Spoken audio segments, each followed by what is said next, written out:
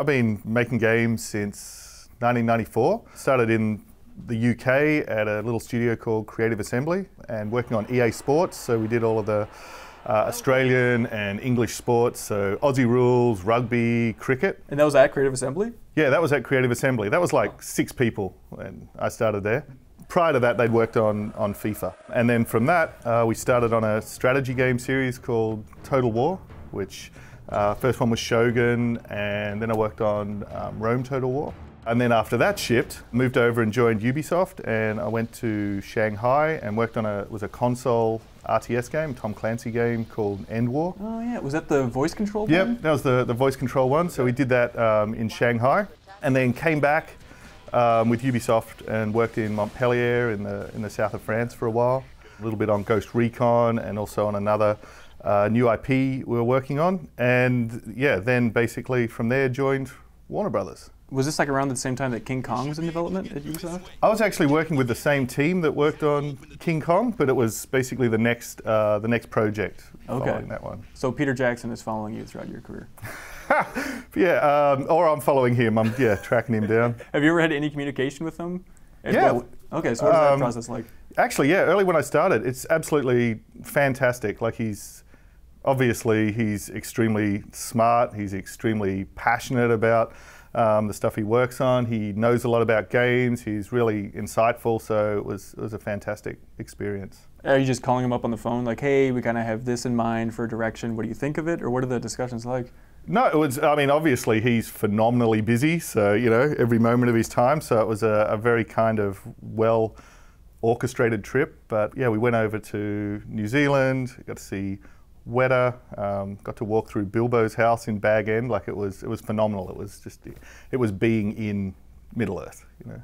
It really is literally a dream to get to work on a game set in Middle-earth. I mean, since I was 4, I guess. Warner Brothers had the license as well, so that was extremely exciting. The new films were coming out, so that was obviously going to bring Middle-earth back up to a big sort of peak in terms of attention. Arkham, it is, as you say, it is such an inspiration because it is the model for how you should approach a license. It's not a movie game, it's just the best possible game that it can be. So, you know, that really seemed like the right way to approach Middle-earth and make the best possible game that we could. And yeah, so I got in touch with them, and then that's where the opportunity came to visit Monolith and interview, so I was kind of all over it like a rash.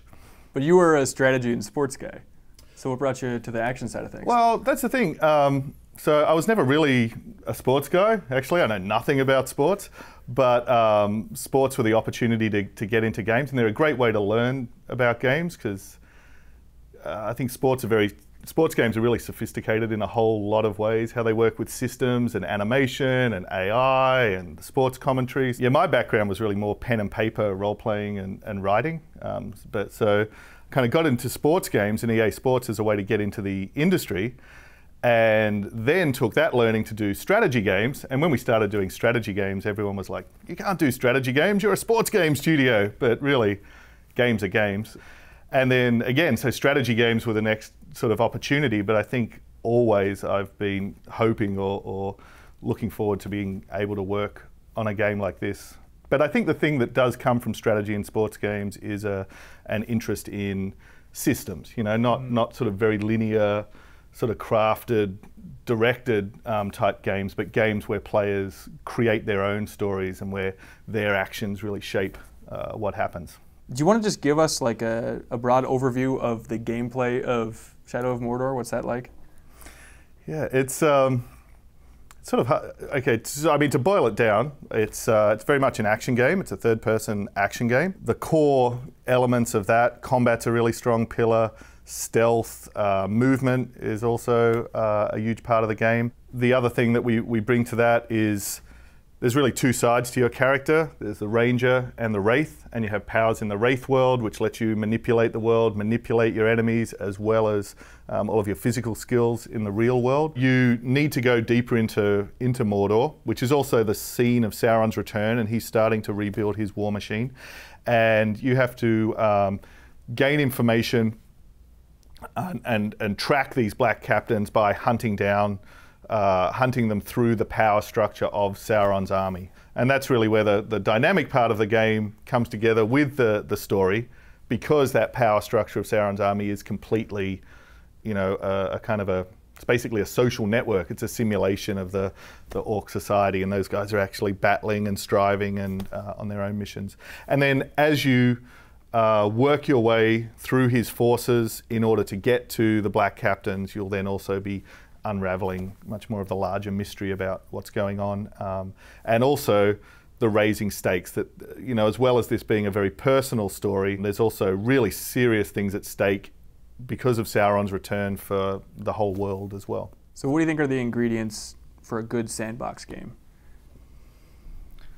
I think, you know, and sandbox games overall have just obviously taken over the world now. And the thing is they empower the player to be at the center of the experience. They empower people to create their own story, you know, to create their own missions, to create their own experience. So it's freedom, you know, everybody, it doesn't matter if it's in games or in life, everybody wants freedom, and they want the freedom for the decisions that they make to be impactful and make a difference. And that's what a sandbox game lets you do. It puts you in the center of the world and gives you the freedom to, you know, pursue your own stories and adventures and so on. Is there a danger there in making it too much like a toy box world and not emphasizing story enough? Like, how do you strike that balance? It has to be really tough.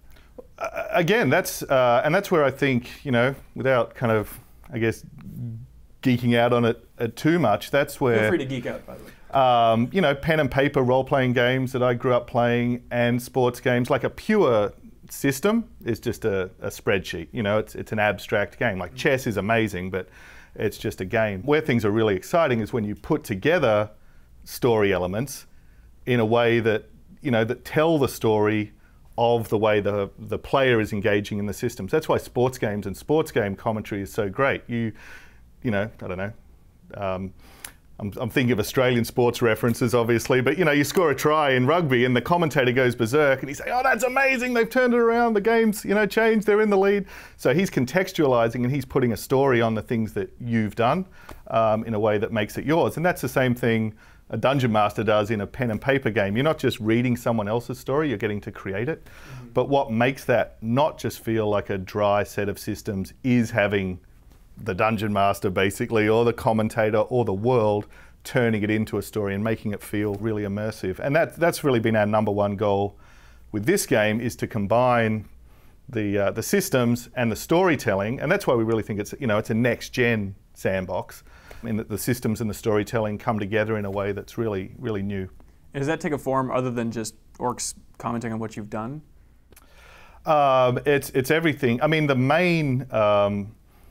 main characters you interact with in most games are the enemies. So that's clearly an area where we focused a lot on having them react and respond to you, remember you, validate what you've done. But you know, every character in the world does that. From even, you know, the fact that our main character has two sides to him, that gives even your point of view character the opportunity to comment on things and feed back to you the impact that you're having on the larger world and the humans that are living in the world. And actually, the amazing thing with Mordor at this time and the way it is in transition, even the world itself can actually react to the effect that you're having on it. Yeah, it's something that I don't think mini games have done well, the idea of reacting to how the player's doing it. Like, you know, Mass Effect is an example, and people lose their mind when a character mentions something that you've done in the past, but it's something that the industry hasn't really nailed yet. Yeah, and people love it. Like when it does happen, when someone, I mean, Metal Gear Solid did it once a long time ago, you know,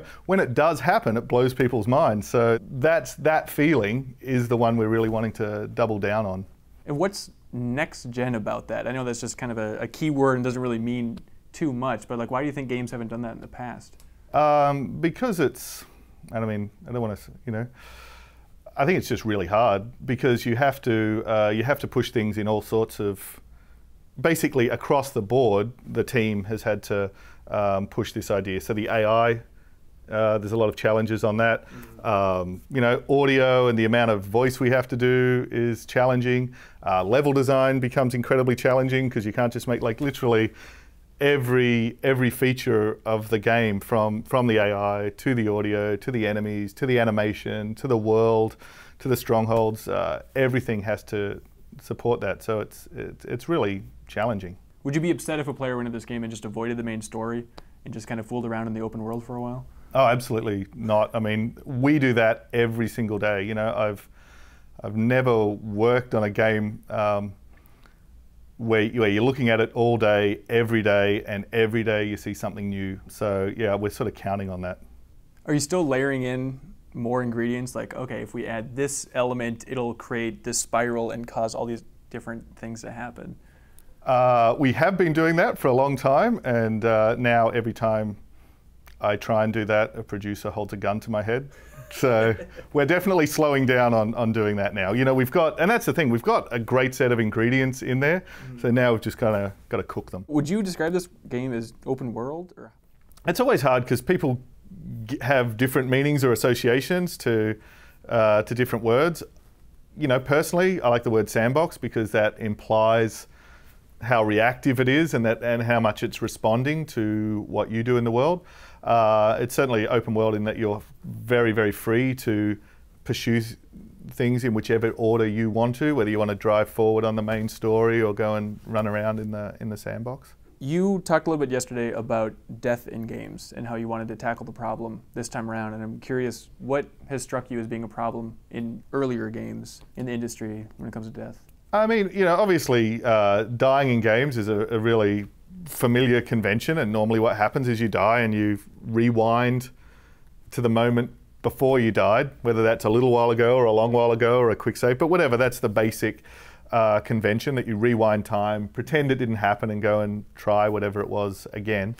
And the thing, we wanted to not break immersion and not break the reality of the world when you die, but also not make it frustrating, actually make it into an opportunity. So because you are this spirit of vengeance, you can, and you have the powers of this wraith, you can defy death. When you die, time is going to move forward until you can resurrect and continue. When games do innovate around that mechanic of death, like, it's a really interesting gaming trope to sort of look at. And the thing with us is, without saying too much more, is it just fits into, you know, it supports our immersion, it supports who our character is. There's new opportunities presented when you die. And obviously right at the top of the story, revenge is such a strong theme as well. So truly being able to avenge yourself when you die instead of just pretending it never happened. What kind of research did you do for the gameplay of Shadow of Mordor? What were you interested in learning before you started diving into the game?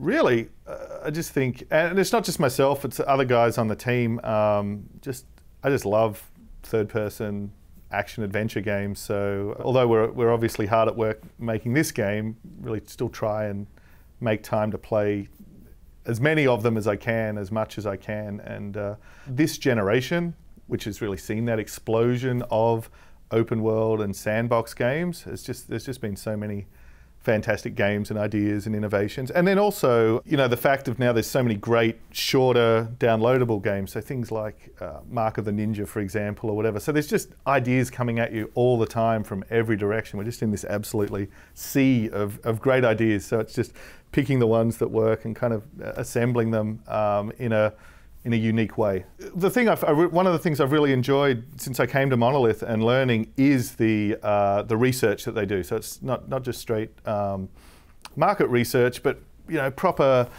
analysis and studies of why do people play games. And the great thing is, you know, people play games are motivated by the same things that motivate them in real life. And three of the big ones are what we mentioned before about sandbox games: autonomy. People like freedom.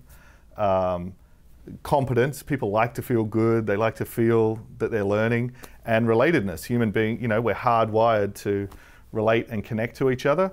In every part of the design, trying to push forward in each of those three dimensions. So that's where we've put, you know, the relatedness. We've put so much effort into our main character, into the story, into bringing people like Christian on board and so on, into investing so much into our enemies and making true connection between the player and the enemies, unlike any that has been done before. Autonomy, you know, pushing the level of player freedom further than before because the consequence of your actions are more meaningful. And then competence, making you feel extremely powerful in terms of how much you can actually dominate and manipulate your enemies and affect the world. So, those sort of three kind of motivational benchmarks, we've really tried to push all of those. And how do you test that? Are you the kind of guy that likes to watch players focus testing the game and kind of getting their feedback right away? I don't know if there was another book I read that said, focus tests are cordially inviting people to tell you why you suck. So I don't know if I enjoy watching them, but they're invaluable to watch. So. Who is the ideal player for this game? Who is this game made for? I kind of feel, I don't know if I'm meant to say this, but I kind of feel like, okay. Oh, it's kind of, I really, I just feel incredibly lucky on this one because I am getting to work on my absolute own dream favorite game. So it's kind of impossible to disengage myself from that. But really anyone who likes action games, anyone who likes the universe, anyone who loves games, I would say. So that's a pretty broad statement, but yeah, I think we're casting the net pretty wide. People that like smiling? No, I would exclude that group.